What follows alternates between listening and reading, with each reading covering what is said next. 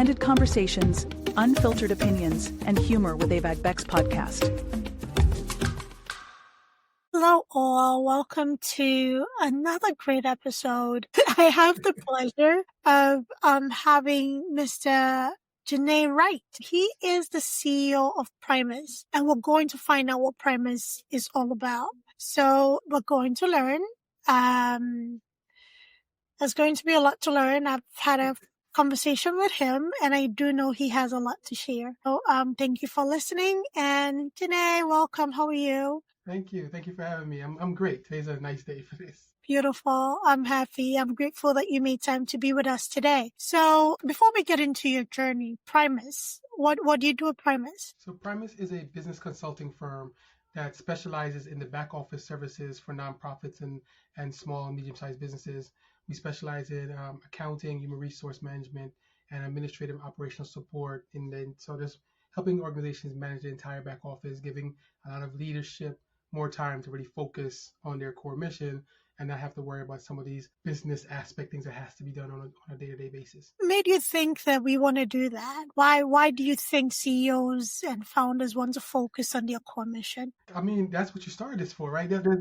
There's a I always remember, I think the book was Rich Dad Poor Dad. And it had this really great line that said that most business owners, most entrepreneurs are skilled tradesmen with entrepreneur seizures, meaning that they know exactly how to do the thing that they want to do, but then realize there's a whole business spire behind it that they're like, oh wait, I don't want to do that. Right. When we came in, the idea is, okay, let's take that part off your hands that you don't want to do. That way you can focus on your trade, focus on your craft, focus on your skills, and grow a business that's going to really be supported to you, your next generation, and everyone else. Beautiful. Thank you for that. So how did you get started? How did you know that this was a pain point for founders and business owners? So it's really interesting. I graduated college in 2001, right around the September 11th and when I came back to New York City, most of the jobs that I was looking for were gone. I have a degree in economics from the State University of Buffalo. And so trying to do the kind of analytical work, a lot of companies at that time were leaving New York City. I have parents here, I have family here, I wasn't ready to leave. So what I started doing, instead of finding any job, I started using some of my accounting skills with businesses in my neighborhood. So helping the local store do some of their accounting, some backup accounting that they needed to do because they haven't done accounting in a couple of years, some tutoring centers. And as I started working with them, what ended up happening was I started to see in a lot of ways how disorganized they were on the business side of things. So we started helping them with accounting. I started helping them with HR and IT and marketing. I became this like business handyman, right? I did every single aspect of the back office services. And from that, they started business owners are very good at hey, I found the jewel. Let me tell somebody else about you. So I started getting business from here, business from there. But after a while, you start to really see doing everything isn't always the case. You can't do everything for everyone. So we started to really think of what exactly is it that these business owners really need that can cause them the biggest issue in their company, and it also could take up a whole bunch of their time. And that's why we started focusing on the accounting part, because not doing your taxes, not having the information that accounting give you, you can't really make the kind of decisions you want to make or need to make for your business growth. Start doing HR, because HR is a landmine. You can make one mistake and it can cost you tens of thousands of dollars, from whether it's the Department of Labor, the Human Rights Commission, the workman's comp. So we started taking those things off the hands. And, like most business owners, as you start putting certain things off the hands, they started adding more things to their side. So then we started realizing, exactly. So we started realizing that, there's a place where we can also help them with administrative support, to doing some of the calendaring and the email management and filling out documentation and data entry management. So just trying to take more things off the hands, because focusing on your mission, focus on the goal is how you're going to raise the funds and the money that you want to raise for the longevity of your organization. Absolutely. Talking about referral, for anybody who knows New York City and the boroughs and how closely knit most of those communities are, at what point did you realize when auntie, uncle, cousin, neighbor told this other person, at what point did you realize, I enjoyed this, but I might have something here? It really came, it took a little time for you to realize it, because it wasn't automatic. Someone to say something, and that person has to take 10 days to figure out if they want to call you. Then they call you out of nowhere. You start to realize, after a while, you're working for, wait, how did you meet? How did you know my age? And they mention who mentioned them. Yeah. And you start hearing about these CEO groups where the name of your company is being talked about without you even knowing anything about the group in the first place.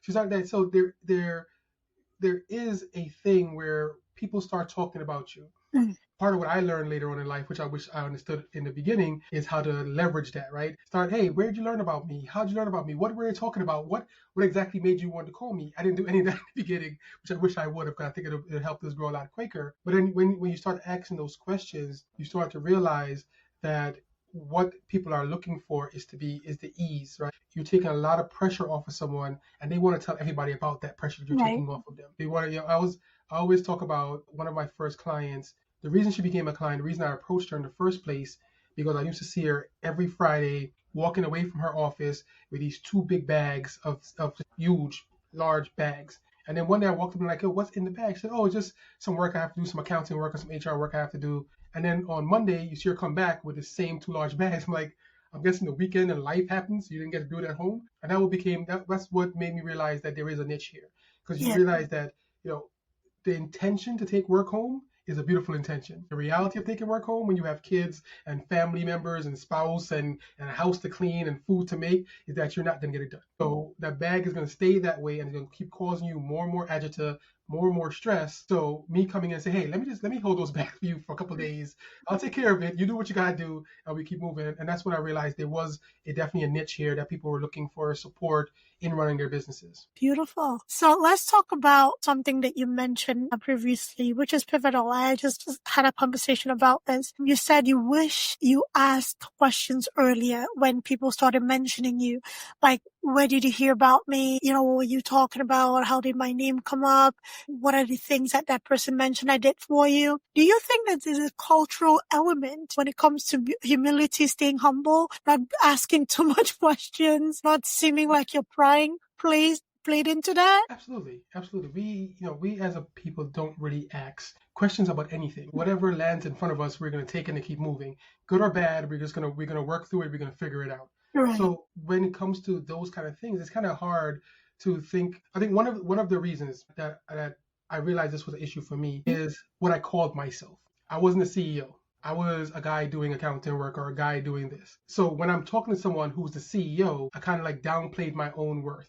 So then when I started saying Janneh is the CEO of a company, he is the leader and the founder of an organization, then I started looking people in their eyes like, hey, me and you are on the same exact level. We both run businesses. We both have employees. We both have things to do. So now I can ask you any question I want to ask you because in return, you can ask me any question you want to ask me because now we are colleagues and I'm not under you.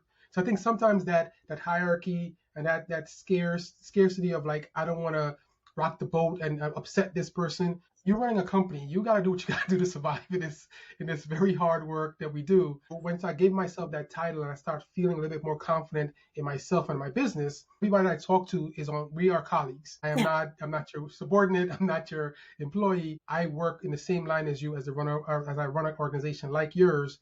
And so I can ask you freely ask you any questions I need to ask you. Yeah. It's beautiful to hear. So we want to talk about community and proximity. Because a lot of us that start businesses are starting from ground zero. So most times we come from families that either mom or dad or somebody had a small business. It could have been a light trading or it could be whatever it was, but it fit into the family. It's just how we needed to fit into the family, regardless of what we learned from that practice. And then when we step out into the world, we're stepping from a pond into an ocean of people. So going back to that CEO title. So do you feel like in your journey, when you started owning who you are and being in that big pond and saying, what, I'm here now, I have to own it. What was that mindset shift like for you in really going all in and leaning into it? Someone always asks the question of your why. Why do you do this? What is the purpose? What is the longevity of this thing you're trying to do? Once you have that why, and that why is not cash, it's not money.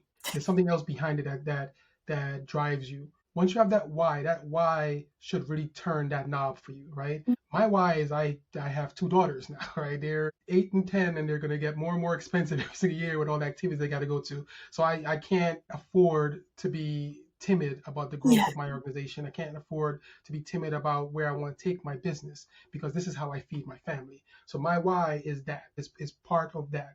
The other part of my why is about the people who I work with. I have my background, as I said, I have a degree in economics. I also have a master's degree in finance and innovative entrepreneurship, right? So I love business. I love the idea of watching communities grow and design around businesses, because I feel like those are the true leaders of communities. If you look back in any part of our history, when something was happening, who was supporting that movement, right? Is that small businesses, those Black businesses that help support it. So I see the connection between those. So part of my why is also the fact of, if I can help businesses stay open longer, grow bigger, and become a bigger part of their community, our entire community is going to change. So I don't have time to be timid about that. I don't have time to be scared to have conversations, to be scared to say what my worth is, or be scared to say this is what the value of what I'm offering you. Whether you feel this is value or not is not on you, it's on me, and how I want to push it. So when you talk about what was that initial click or that initial push, those are the two things that goes through my mind. Yeah. I have a community to look after and I have kids to look after, so I don't have time to be timid about this. I love that. I absolutely do love that. Delving back into the business owners, yes, bookkeeping was a sore point that people really needed your help with. What is the one practice that you see that was consistent with business owners and is still consistent to this day, from you helping back then and you helping now? Is like, okay, this is a pretty common thing that happens with y'all. So what is that? The pretty common thing is a priority. Making money, number one. Program, number two. Staff, number three. Sleep, number four. Eat food, number five. Somewhere around 8, 9, or 10 is accounting and HR. That's not how it's supposed to be. These are really core aspects of your business, and if you're not paying attention to it and making that priority of business, it becomes a problem. So that's why you get organizations who like, hey, I need to get my books done. I haven't done it in 2 years. The IRS, this or that lowers my 501c3 status. That's where these things come in, because they don't see the back office services as a priority to their business. So when I do this work, I'm trying to educate people in the fact that the back office of your business is as important as the front office, right? Both of them, not concentrating on either one of them, can put your business in jeopardy. And that's always been something that we've seen, and trying to make sure that people understand this is why we do this work and the way we do it, is because the back office service is not secondary to any other part of your business. It's equally as important for the survival, for the structure, and for the longevity and growth of your business as well. Beautiful. So let's talk about the 503. That one, the nonprofits. There are more strict guidelines to having a non-for-profit as opposed to a for-profit business. What are the things that you would like people to know going into non-for-profit? Because we just talked about possibly losing a status. Yeah. So what are priorities that before a person established a non-profit? We're going to talk about establishing it in conjunction to already existing business. But before you go to establish that, what are the things that you should consider? So I think sometimes people have misguided belief that a nonprofit is different from a business. It is not. It is the exact same thing. It is a business through and through. You have to raise revenue, you have expenses, you have employees. So I'm gonna say it, not to get anybody upset. You have to make a profit. The difference between a nonprofit and a for-profit is what happens to that profit. In a for-profit, you're the owner, that profit goes in your pocket, you can do whatever you want with it. In a nonprofit, that profit gets re-established into the business to continue operations into the next year. There is no ownership of a nonprofit. So everyone involved in it, you could be the founder and leader of a nonprofit, and your board could fire you. So understand there's a complete difference in that aspect. But a nonprofit is a business. No matter what anybody tells you, it's a business. Now, in aspect of the government, there's certain regulations for this business. And the reason for these regulations is the fact that as a nonprofit, you don't pay any taxes, right? That's the major issue. You don't have to pay taxes in a nonprofit. So when you're doing your end of year things, right, there's special forms you have to fill out. There's the same way you do a tax form for being a for-profit, you have to do a nonprofit tax form called a 990. If you don't do that 990 over, I think it's 3 years straight, you can lose your 501c3 status, which means you can no longer be tax exempt and you can no longer take donations from individuals. If you're taking donations from individuals, you can get a lot of issues, a lot of more problems with the government, because the money that they're giving you is also tax deductible to those individuals. So those are some of the things that you have to think about, because losing that nonprofit status is a big thing. It's a pain to get back, but it takes work to do, and you just have to do that work. But in aspect of thinking through what you're trying to accomplish, you should not see any difference between the two businesses. There's at the end of the year tax time, you have to file taxes for your for-profit, you have to file taxes for your nonprofit. You don't have to pay taxes on the nonprofit, but you still have to file a form that tells the government how much money you've made, who's getting paid, what's happening in the business, so that way they can regulate to ensure that you're not stealing money from people. But I think people should not go into nonprofits thinking that it's different than a regular business, because that's how you're going to mess up and how you're going to feel. Still got to pay a tax, still got to do your tax forms, still got to hire people, still got to raise money, still got to pay expenses. You can still have to pay contractors. All those same rules that apply are exactly alike. So I think that's one of the things that we try to get people to understand, that this is still, it's still a business. We still have to run it in the same way we run any other business. Right. Okay, thank you for that. Non-for-profit is a business, as Yes. not as it's not just something that you do. There are regulations and rules within operating it and maintaining your status. Education is very important within your niche, within your industry, and also understanding it, on a state and federal level is very, very important. So, Janneh, when we're talking about somebody establishing a non-for-profit arm in connection to the already established business, what should a person consider if that is a module they want to adopt? So I'm going to say this. I am not a legal person, so Right. there's no legal advice here, right? But I mean, a nonprofit arm, it's easy to establish, right? It doesn't have to be. Remember what I said. A nonprofit is not owned by anybody, so it's not connected. It's just like me and your brother and sister, as far as it goes. Yes. But the things that people need to be aware of is what is legal under a nonprofit may not be the same as what's legal under a for-profit, right? You can't just take money out of the nonprofit because you want to go buy something that has nothing to do with the business. It really needs to regulate. So when you're doing that route, my suggestion is get a lawyer involved, is get a team of people around you to understand how do you completely separate the two, right? So, I have a nonprofit on my side and I do things, consultancy. If Primus does something for the nonprofit, it's a consulting agreement between the organizations. My board signs off on it. I make sure that everything is very crystal clear. Every T is crossed, because you do not want to make a mistake in this arena, because it can get you in trouble on both sides of it. So we want to make sure that as you're doing this, you have the team around you, the lawyers and everyone else, to help you really understand where the lines have to be drawn and how to make sure that there's no I forgot the word I'm looking for, that there's no conflicts between the two. That is very important. It's something that most founders dance with, but because they don't know how to go about it, either they shy away from it, and then some people jump into it regretting it. Yes. It is a very important conversation that if you are considering it, get the right people involved, get an attorney involved, an attorney that is well versed in this arena.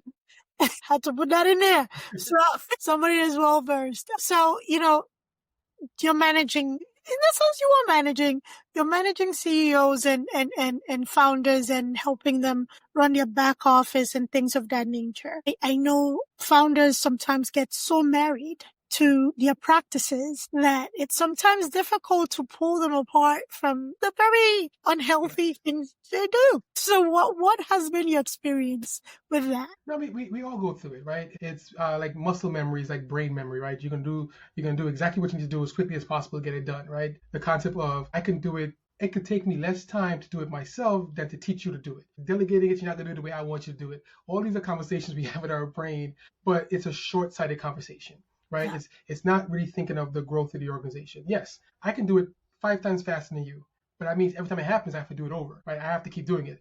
I can do it 5 times faster this time, but if I teach you to do it, the next 5 times it comes in, I don't have to touch it. That means I can move on and do something else. So when we're talking about how do founders get out of that position, it has to be a mind shift for them. They have to have the idea that I want to grow my business, I want to get a different level, so I need to really learn how to delegate. And how to delegate without micromanaging. That's also an issue. You can't, hey, can you do this for me? But then you stand over them asking them every single second. No, you need to delegate like, hey, this is what I need. This is how I need it to look at the end of the day.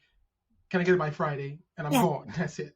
Right. I think in those terminologies is how we started creating this concept that we call the 3C foundation or 3C framework. And 3C framework is about compliance, culture, and consistency. And the reason we developed this is because we understood that when we go inside an organization, We have to find the best way to be able to do this work, get it done, get everyone's buy-in on it, and make sure that it's consistent going forward. So when we work with an organization, the first part is always going to be compliance. I need to make sure that everything that you're doing is on up and up, that all rules and regulations are being followed, because that's the first part that's going to get us in trouble. Once we finish that, and the compliance part, we consider like the structure of the organization, right? This is the foundation that we're laying down for you, reinvesting in your cement, trying to make sure that nothing is going to happen to it. Then we talk about the culture, which we call of like this the experience or the heart of the organization, right? How does everyone who interacts with your business interact? How would everyone who interacts with your business experience your business? Whether you're a solopreneur or you have a large company, your employees interact with your business. What's their experience? Do they like coming to work, or they want to quit on you every 5 seconds? How does your customers interact with your business? Do they trust the work that you give them? Do they trust your information? Do they trust your food? Do they trust you taking care of their kids? Or how does that interaction work? Because once we have those two, and this is coming from the mind of the founder, right? Once you have those two, the next part is the consistency part, which is the engine, which means now we're going to take that stuff out your brain and write it down. We're going to make SOPs. We're going to give people a tangible way to see how you want things done. Because now you just created all the parts for it, and now we're going to use that engine to drive it forward. Once you're doing this, it will help you delegate a lot easier. It will help you make sure that people are doing things in a consistent way, because if your culture is off, the consistency is going to be off. If the consistency is off, you're going to lose employees, you're going to lose clients, you're going to lose customers, because they can no longer trust the work, because every time I come to you, it's different. I always tell people, like, if you have whatever your favorite food is, if you find a restaurant who makes that food perfectly, I'm Caribbean, I like roti, it's perfect. 2 months down the road, you change chefs, and this chef's put an extra batch of flour in your roti, and now it's a little tougher. Yeah. I'm not coming back. We're done. Relationship over, I'm gone. I'm never coming back again. Because you didn't write down the recipe from the first Right. chef to give to the second chef to make sure that it shows up exactly the same way. Right. So I'm gone. It's not, I'm going to find somebody else. I'm done with you. So these are the tactics that we use to help founders really get out of that control section, start delegating, because then you put everything on paper, and now your engine, that consistency part, engine for your business, can really make it move forward as smoothly as possible. Beautiful. Thank you for that. So let's talk culture, because culture is part of your 3 C's. So what happens when you come into a partnership with a founder and you're helping them with the back office stuff, HR, the culture within the organization, and I'm thinking you do some level of survey with the employees to see how they're really reacting to being in the environment or doing the work, and you find that the problem is the founder. How do you you're a roller. So how do you approach that conversation, and has it been effective in changing the culture within the organization? Yes. Yeah, no, absolutely. No, that has been the case a few times where we realize that leadership is the concern. And it depends on the person and how you approach it, right? I think in certain cases, in the for-profit world, my question is, hey, what's important to you, right? Because business is important, it's the growth of the business. Are you willing to make adjustments to your company to ensure the growth and longevity of your organization? Right. Or do you more care about your authority in the organization and controlling it? You try to ask those kind of questions to feel out where they are in the aspect of what I want to happen to this business. And the same way in the nonprofit world is like, is the mission more important than the control? Because then what we always promise people when we work with them, we promise employees as well as owners, is that I will never go back and say, hey, this person said this about you. But we're not doing that. What we're going to do is compile that information, figure out, analyze it, see where some of the concerns are. Then we're going to talk to the owner about, okay, let's talk through how we adjust some of these. What are you willing to give up on? What are you willing to do? Sometimes the best question or the best answer is, can we hire a number 2 who can take care of the day-to-day work? Because one of the quotes that I love and something that I live by in the growth of my organization is something called the today versus tomorrow, right? Today versus tomorrow means that as a CEO, as the founder of an organization, where does your priority lie? Your priority lies in tomorrow.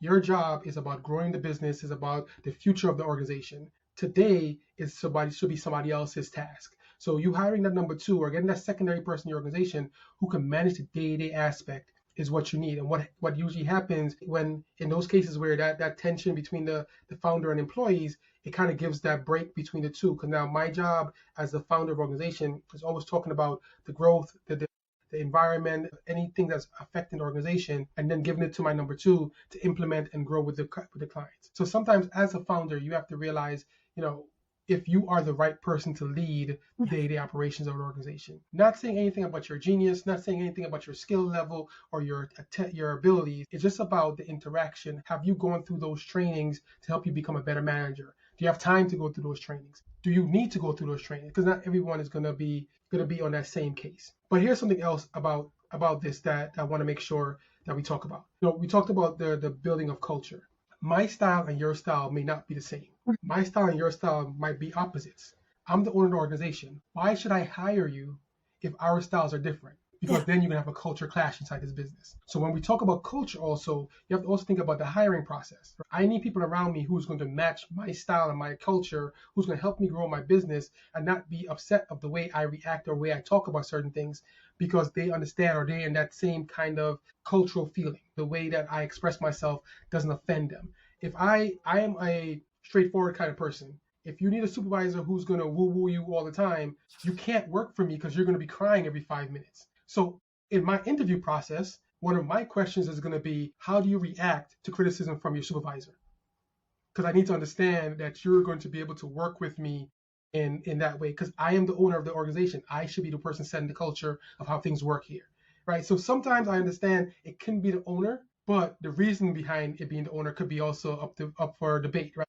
Did he just hire a whole bunch of people who had no way of understanding what a culture he's trying to build, and now we're all clashing because our styles are so different? Yeah. And that's an important point to address. And I know sometimes as founders, we find ourselves in a position where we just need a body to do the work and personality stuff doesn't come into play. And it's not until later that you're like, oh my goodness, I have to give this person a tissue every 10 minutes. Soft skills are so important. Soft skills are so important. But also, I would stress that managing people is a training every founder should invest in. Emotional intelligence is something you should invest in as a founder. Understood your product, your services, your offers are number one and priority in your mind. However, you still need people that support you and you still need people to be there for you. So I'm saying this to say, talking about culture, I'm going to make another point later, but talking about culture, if a founder surrounds themselves with yes people, because of this personality thing, right? What is the growth potential for that company? Because if I don't want anybody to disagree with me or have a feedback that maybe is different from what I initially wanted to do, so how can I grow as a business owner? I don't think you can. And when I talk about that part of it, I'm not talking about yes people, right? I'm just talking about like I've had a supervisor or owner I worked with who curses every 5 minutes. I didn't care. It didn't affect me in any way, so it didn't affect us. But other people in the office would be kind of gets upset and gets like it's. So when I talk about being aligned in values, I'm not talking about yes, but I don't want any yes people around me. I need people who are going to push me as much as I'm going to push them. But I do need people who understand what we're trying to accomplish and that we're on the same boat. Yes. So yes people are not helpful. They're not at all, right? If you're going to tell me yes to everything I do, I'm going to say, okay, let's go walk off this bridge together. I don't need that. I need somebody to say, hey, Janneh, you're not going to die if you jump off this bridge, right? I need someone who's actually going to open their mouth and say something that is going to help me fix the problem. Right. So when I'm talking about the values, I'm just talking about the reality of why we're doing this work together, why we are here, and that you're going to fit into this environment that we've been creating. And it goes in both ways, because my culture in my organization is very much friendly, very much like, we have a Monday morning meeting where people are joking, cracking jokes, and sometimes I'm just not in the mood for it. I get really quiet. But I don't run those meetings. I have a COO who she runs the meetings, and I let her go with that because it builds the morale of the organization. But I think in understanding the value of the organization, understanding the value and the ethics that you want to bring to your organization, that has to be part of your hiring process. Mm-hmm. Otherwise, you are going to have a lot more clashes than you want to have. And just hiring someone just to be a body is going to be part of those clashes. Absolutely. I agree. I couldn't agree more. Understanding the mission. Yes. And being in line with that mission is very, very important. And I value that, because if I have to sell the vision and the mission to you every day, then you don't need to be here. If we have to clash, it's okay. It's cool. I'm not mad. It's cool. It's not It's not for us to continue this journey. Wholeheartedly agree with you on that. So where do you stand on the advice or this rhetoric of hire slow, fire fast? And when we're talking about this cultural meshing. So I'm gonna go the opposite way, the fire fast part. Okay. That is essential. I have succumbed to the let me give him another chance, let me try again, let me push this. And Yeah. then 4 months later, after I paid them 4 months of salary, I fired them because they're not doing the work that I saw they weren't doing on week 3. Yes. So analyzing things, seeing things, being as transparent and upfront with your employees is important. It's not just for you, but it's fair to them as well, right? You have people sitting in your office thinking they're doing a great job, then you wake up on Friday morning saying, hey, you're no longer working here. That's not fair to anybody. Yeah. So being transparent, being upfront, saying, hey, this is not working, this is where I need to make changes is essential. Firing fast for me is the essential part of it, because if you're feeling something about a person and you are expressing that to the person and it's still not working out, why waste the money on keeping them aboard for longer and longer, right? And I've been one of those people. People have been here for way longer than they should have been here, just out of loyalty, just out of who they were, just out of whatever family issue they're having, and it's costing me money. And right?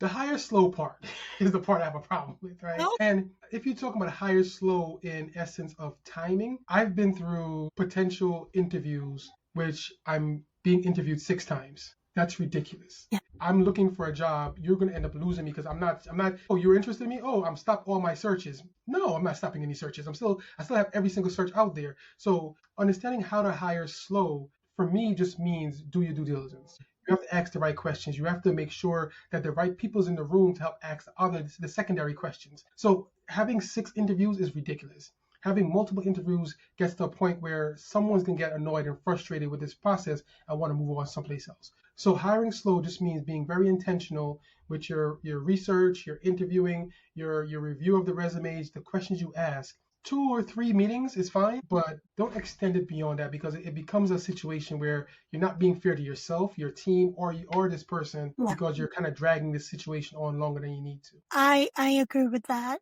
If you know, you know. If you want somebody, you want somebody. Dragging things along, it's usually not favorable to.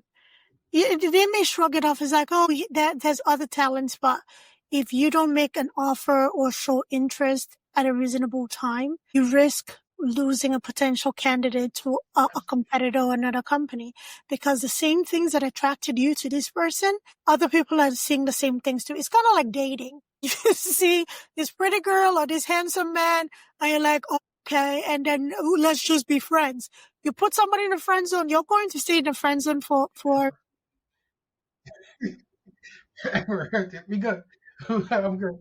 It's also the frustration factor, right? I think as people, as business people, professionals get older and older in their career, they make assumptions about situations. If it's going to take you a month or 3 months or 4 months to hire me, that means it's going to take you a month or 3 months or 4 months to give me a promotion. That means it's going to take you a month or 2 months or 3 months trying to give me my time off. I don't have time for that. I'm not dealing with that. So you can start making assumptions of, this is our first, and it's like you said, like dating, right? Yeah. That first interaction can cause a lot more drama than you want to, because people can start really thinking through that it may work easier on newer and younger employees, but as you try to get those higher level managers, they're making insinuations based on this interaction of how things are going to go, right? I think we've all gone through those classes where we've learned over the years that an interview process isn't a one-way conversation. It's not. Right? I'm interviewing you, you're interviewing me. I need to make sure I want to be here. So you stretching this out is part of your interview, like, okay, checkbox. They are slow to do stuff. I don't know if I want to deal with that. So I think it's also, you can really lose really good candidates by drawing this out too long as well. Absolutely. I agree with that. Again, interview goes 2 ways. The mannerism of the way you talk to me, the interest, the kind of questions you ask, the priority you place on me being there, the interaction, you getting back to me, all of that stuff. Yeah. Candidates take that into consideration. And again, the same thing that attracted you to this candidate is the same thing that is attracting somebody to look at this candidate's profile. So if you want them, go for them. In case you talked about personal loyalty or things for keeping people longer, let's bring in the discussion of working with family, working with people who know you personally, or hiring them, and how tricky and colorful that situation is when it comes to the dynamic of going along with whatever your vision is or whatever dynamic that you're building within your team. Yeah, it's a hard thing to do. I think one of the things that I do, and whether it's good or bad, whether it's I don't know. I don't know if it's bad or not, but it works for me because one of the reasons I do this my own business is the fact I want to be able to help my friends and family members if they need help. If they have the right qualifications to work with my organization, I'm going to hire them. However, before that first hiring, one, I don't interview them, the rest of the team does. But they pretty much know they're going to get the job because it's connected to me. But before that conversation, me and them need to have a conversation, right?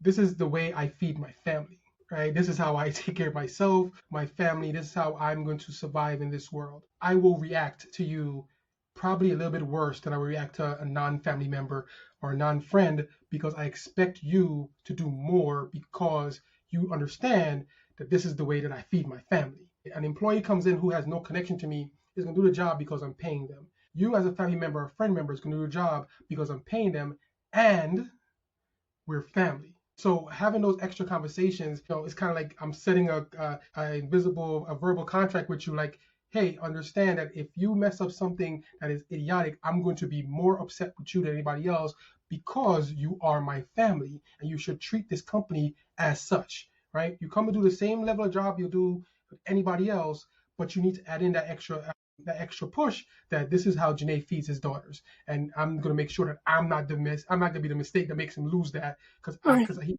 asked him for help with something and he gave it to me, and I'm going to screw that up for him. No, so having an extra conversation with a family member or friend is very important for me before I bring them into the organization because I need them to really drill that home. And I keep saying it here because I want to. This is exactly what I do. I say it like 4 or 5 or 6 times in our conversations. This is the way I feed my family. Don't mess this up for me or you because I will react in the same way I react with any other employee. Yeah. Have you found yourself in a situation where you had to terminate a family member or friend? See, now you can't ask that question. Sorry. Yes. No. Yes. No. It has happened. You probably see it, so it doesn't matter. No, it happened, and it really hurt that I had to do it. It really did hurt me because again, you know who you are in my family members, and you did something that can and did jeopardize my business. So understanding that I had to let you go, but it hurt. Like I didn't actually want to talk to that person for a while because you should have known better in the fact of like that the simplicity of it was so egregious that you should have just came and slapped me in my face. It'd have been easier. But I had to because again, my daughters are part of my why I do this work. I agree. It's never an easy decision, and one thing I've learned from it is a hard lesson. Have I completely learned from it? I think so. It's a hard lesson nonetheless, but it hurts. It does. It's very painful, and that's why most people advise that you do not mix family with business, right? If you know me personally, I will help you in other arenas. I recommend you or whatever, but it goes with the same conversation. My name is on this, so don't mess up. So whatever you decide to put your whole entire foot down your throat over there, you deal with that. The heart, I think that the emotional toll it takes on cutting somebody loose, especially somebody that you wanted to help so badly, and they didn't even return half of the energy. It's really hurtful. So people, please listen to us from personal experience. If you can avoid it, avoid it. If you need to have that conversation beforehand and stress your point, please do it. No, absolutely. Because it's I think it's important for us to be mechanisms for economic growth for everyone close to us, right? As you said, I feel in the same exact way. Whether I hire you, I gave you money, or I gave you a referral to a job, is the same exact thing to me. Because that job I gave you a referral to, yes, I'm not your boss, but that person's hiring you on my name. Yes. So in the same way is the same thing for me. But it's rather us have that hard, straightforward, sit down conversation with people rather than not hire them, right? Because at some point, our success needs to be a light to the people who are closest to us. And if we can bring them in to help them, we should. but they need to understand the rules and the regulations behind that, because this is how we are surviving. And if you're going to come in here and play around and do stupidness that's going to jeopardize my company, you're not just harming my company, but you're harming our relationship forever. Right? So I can't say don't do it, because I feel like we ran a business, we're successful, we should do it. But that person has to be in that same level of, I'm going to come in here and I'm going to support my people 115% more than I do to anybody else, because these are my people.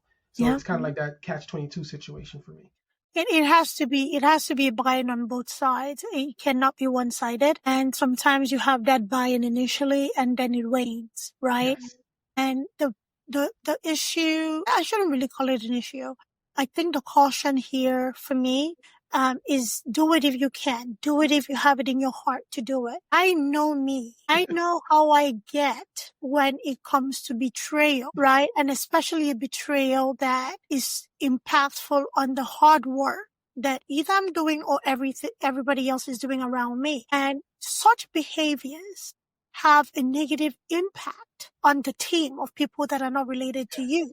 And the more you tolerate that behavior, what message are you sending to the rest of the pack? That this person can get away with anything, and we're not taking this very seriously, and this and that and the third and the fourth. If I'm holding everybody to the same regard, I'm holding everybody to the same regard, including myself. If you're going to jeopardize that and risk me not talking to you, because I'll cut you off like I've never met you. That's my game. No shame in it. We never met. What? We related last name? Wow. Okay. I'll cut you off just like that. And for me not to get in a situation of having to completely disengage from you because of safeguarding whatever is going on, I would rather not risk that. And it does take a lot of self-reflecting and keeping somebody. Yes, we're the light. Yes, we're starting this thing around our people or people that are related to us or have any close proximity to us. That on itself should be inspiring enough for somebody to lean in and do whatever they want to do. So it's kind of like a catch-22. And please, people, if you don't have somebody who takes a chance on you and brings you into something that they work hard to build, because again, you don't know if you remember when Janneh was talking about the list, it was like number 6. I remember. We're building something that we're losing sleep over, or investing sleep time to grow, to make it worth it. I think it's important for you to also be mindful that this is important to this person who brought you into the fold. Absolutely. Showing up and showing out in ways that do not support the growth or the mission of where this person is trying to go is not going to be fruitful for you. Definitely is not going to be fruitful to the person. So when somebody takes a chance on you and, trust you, because at the underneath all of this is trust. Trust that you will come in and be yourself in the best possible way ever. Take that trust very seriously, value it, and show up in a way that person is like, I bet, who's next? Because when you ruin it for yourself, you're ruining it for everybody behind you, unfortunately. Absolutely. That's a big truth right there. Yeah, we're humans too, founders. We have feelings. So, oh my goodness, Janneh, this was such a great conversation. Absolutely. So, in the spirit of going together as a people, as a community, is there anything that we can do outside of our family members? Is there anything else that we can do that support one another, that supports the growth and establishing? Because you and I had a great conversation yesterday when we talked. What can we do? You're good at what you do. I'm good at what I do. Somebody else is good at what they do. And so on and so forth. So in order to support one another, whether it is in the diaspora in general, what can we do? In aspect of it doesn't have to even be financial. If you find a program, a food, a service that you like it online, refer people to it, refer people to each other, send business to one another, because that's how our companies are going to grow. My wife runs a company called Julo.shop, JULO.shop. It's an organization that sells Black-owned products. That's all she sells. It's Black-owned products. It's a beautiful array of people who are creating all these great food products, CPG products. The problem that she has is the ups and downs of support, right? Something bad happens in the world, everybody rushes to Julo. Everything is okay, nothing is happening, no sales. right? Yeah. And what that does that's just judo. When you look at how many of our products or our entrepreneurs who create products who went out of business this year Yeah. or last year, the number is ridiculous, and it all stems from there's no support, right? There's idea of that our goods are too expensive or our customer service is this or that. All these myths about how we work and how we produce items. If we're not here to support each other, we're all gonna lose. If you take those my economics background, you take those economics classes and understand that if I have 20 clients that I know I have, my product is going to be more expensive than if I have 2 million clients. Yes. So if we start supporting and throwing our funds behind our services, our products, and our businesses, yes, the price is going to start coming down because we have that loyalty that we need, and we'll have more products that we can agree with. Because most of our products that we make, when you start looking at that, you turn them around and look at the ingredients compared to the main brands, you can read every word on there. There's no scientific information that's on our products, right? They're usually all natural. They're usually very much healthy versus the chemical-filled stuff that we've been eating for generations that's slowly killing us. Yeah. So when we're looking at how we support each other, simplicity. You like a product, tell the world about it, right? Somebody used to say back in the days, is like, if somebody likes a product, they're going to tell one person. If they don't like a product, they're going to tell 100. And I'm like, that is so annoyingly horrible and it's what is causing us so much problems, right? Someone goes to some place, like, one of the things that my wife has taught me over the years, like when you go to buy a product, you go online and you look at the negative reviews before you buy it. And I've seen a negative review that literally said it got delivered late. Like, yeah. What Yes. does that have to do with the product? I can give this person a 1 because it got delivered late from UPS. It has nothing to do with the company or the product, but you're going to give them a 1 review because it got delivered late. How is that beneficial to the product itself? How did the product do? Can't tell anybody how the product did. And it's things like that that hurt us as a community, right? Yeah. So be supportive, like stuff online, give a review of a company you like, go check out more companies you like. Do once a month, I'm not buying anything that's not us situation. Go to the supermarket, find stuff on ours and try it out. Compare it to what you normally buy and see if you like it. It might be a little bit more expensive, but I guarantee you it's probably a lot more healthy. Yeah. So it's a funny dynamic. It's a funny dynamic where it's kind of like measuring a Chihuahua against a Rottweiler, right? So you're expecting a Rottweiler level of customer service while you're dealing with a Chihuahua. However, you're saying the Chihuahua is too loud when it's trying to, draw attention to itself. It should be more quieter than the Rottweiler. So we kind of like use this, there's a word I'm looking for a nicer one. Unrealistic scale. Okay.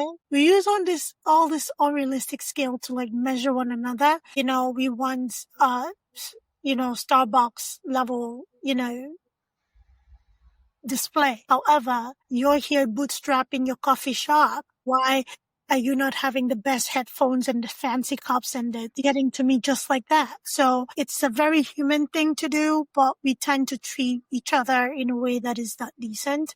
And kudos to your wife. I'm going to check her out and whatever is going on there and see how I can get involved. Because at the end of the day, it's about us, one another. You're talking about posting. We live in an era that anybody can be a content creator. We all have a phone in our hand. So you just never know who's looking for that particular product that will help that particular whatever. Natural products are now being heavily used for a lot of skin conditions. Steroids are quite not touching or making worse or whatever the case. So why not? Oh my goodness, we can talk forever. It's quite cool to meet people that are doing the thing, using their talents, using their education, using their business know-how to make an impact. And it's not always pretty. It's not. It's definitely not.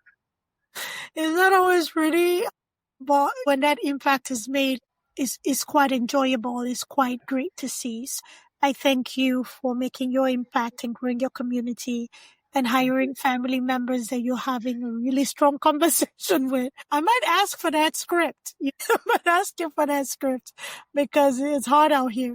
So please, before we wrap up, please let us know the products and services that you offer. How can our business owners, founder, CEO, either in the Northeast, specifically with New York, New Jersey, Pennsylvania, and everywhere around, or, globally or even nationally, can find you and work with you? Yes, just meet me on my website is www.primusco.com, and you can send me a comment on there, and I get back to everyone. So if you send a question there, I'll definitely answer. But just connect, and we can make sure that we're always able to help each other, and we always can grow together. All right. Are you on any social media? Yes, I am. I think I'm on almost all of them. So most of them is just my full name, Janneh K Wright. So Okay. that's always on the screen. Or Primus Business Management is the other name that we use. All right. Do you have any books or anything that we can purchase and read them? So I do have a book I've written a few years ago called The Black Business Success Model. Okay. It is on Google. The full name is The Black Business Success Model, Countering the Myths of Our Perceived Weaknesses. It's on Google right now and some other places. And I'm actually in the current process of trying to publish my second book, just to really take home some of that 3C model into the management of a company. Nice. Thank you, sir. You drop a lot of gems, but I'm a sucker for more. So I'm going to ask you, please, before we wrap up this conversation, could you drop a gem or a few for any of our founders listening, or even somebody considering entrepreneurship? It could be a new college grad. It could be a kid going from high school to college.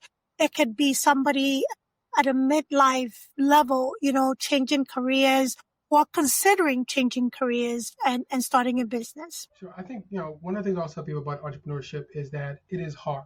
It's a lot of work, but it's so rewarding that it's inevitable. I mean, if you have an idea that you're doing, that you're thinking about, that you want to see come to life, you should do it. You should push it. You should grow it. I think one of the things that goes through is a statement I can't remember who said it, but he said one of the worst things is to be lying down on your deathbed and seeing the ghosts of all the ideas that you have that are now going to go with you.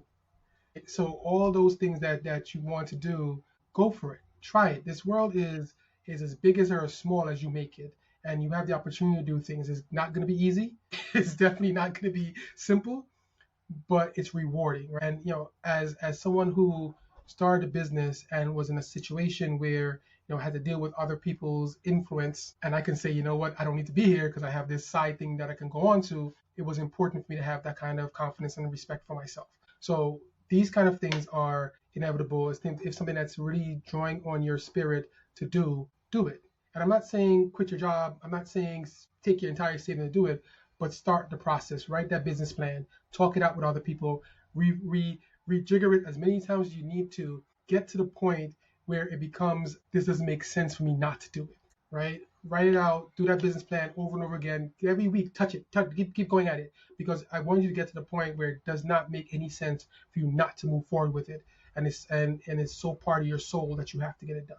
So I think that's what I would tell people. It's like, being a small business owner, being an entrepreneur is a very difficult task to do. It comes with a lot of stress, it comes with a lot of things, but it can be so rewarding to see your vision grow to something that can support you, your family. The what was the quote?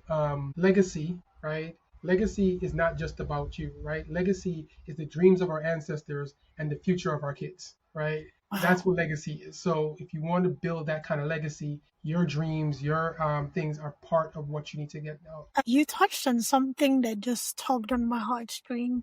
One of the last conversation I had with my dad before he passed was he asked about my daughters, and he told me, I want you to remember they're your legacy. So when you said that, it brought back my last.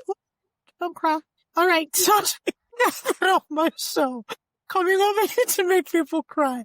Woof. Yeah, build it, work on it, and it's hard. It's a hard journey, but it's a journey that is worth it at the end. Just believe in it. One of these motivational speakers, his business is steeped in real estate investment for event space. His motto is "It's gotta work or it's gotta work." I've had the opportunity to listen to him and be in a space where he was actively talking and interacting with him, and it's gotta work or it's gotta work. have that belief that there's nothing else. There's no plan B. Yes. Build it in like, this is my plan A. This here has to work. I have to learn all that I can learn to make this work. So by the time I'm ready to jump from here and enter here, I'm good, right? Learn all you gotta learn. It's gotta work or it's gotta work. Write it all out. But I thank you, Janneh. This was great, great, great. And you and I have some work to do outside of this. And I'm very excited about it. And thank you so much for making time. I'm very appreciative of your time. I'm appreciative of your knowledge that you shared with us. Thank you. I appreciate being here. Thank you, sir. All right. Everybody, if you missed anything, we're going to make sure it's in the show note. So you can just click into it and get to Janneh's website and learn all that you can learn. All right. Thank you, everybody, for listening and have a great day. Thanks for tuning in to AVP's podcast. If you enjoyed today's episode, don't forget to subscribe, rate, and leave us a review. It really helps us out. We'd love to hear your thoughts and continue the discussion. So join us on social media or drop us a message. Until next time, keep exploring, stay curious, and keep pushing the boundaries of your world.